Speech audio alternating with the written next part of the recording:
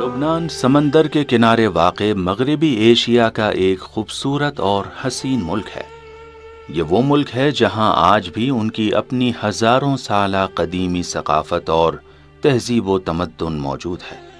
لبنان کا کچھ حصہ پہلے شام میں شامل تھا، لیکن پھر حکومت عثمانی کے قیام کے بعد یہ ملک ایک مستقل ملک میں تبدیل ہو گیا۔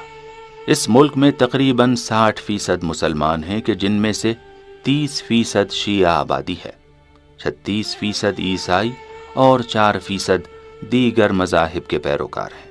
لبنان کا دارالحکومت بیروت ہے اور یہاں کی کرنسی کا نام لیرہ ہے۔ رسمی زبان لبنان کی عربی ہے۔ یہاں ہر دین و مذہب کے پیروکار اپنے عقیدے کے مطابق اپنے آداب و رسوم کو انجام دیتے ہیں۔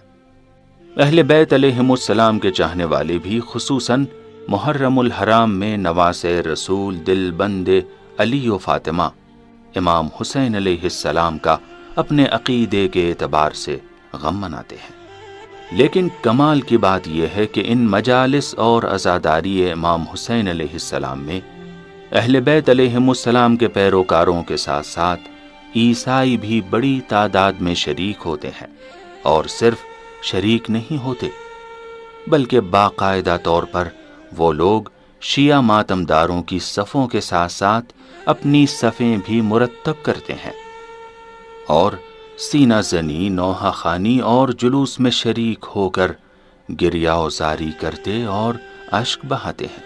عجیب بات یہ کہ وہ حتیٰ ثواب کی نیت سے عزاداروں کو پانی بھی پلاتے ہیں اور ان کے قدموں میں پانی ڈالتے ہیں تاکہ قتیل کربلا کے عزادار زمین کی تپش سے محفوظ رہیں۔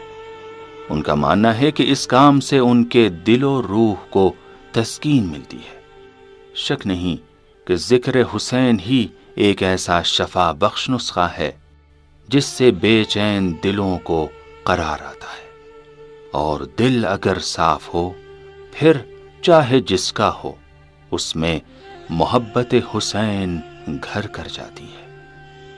بقول شاعر کے دین و مذہب کی کوئی قید نہیں، کہہ دو میرا حسین سب کا ہے۔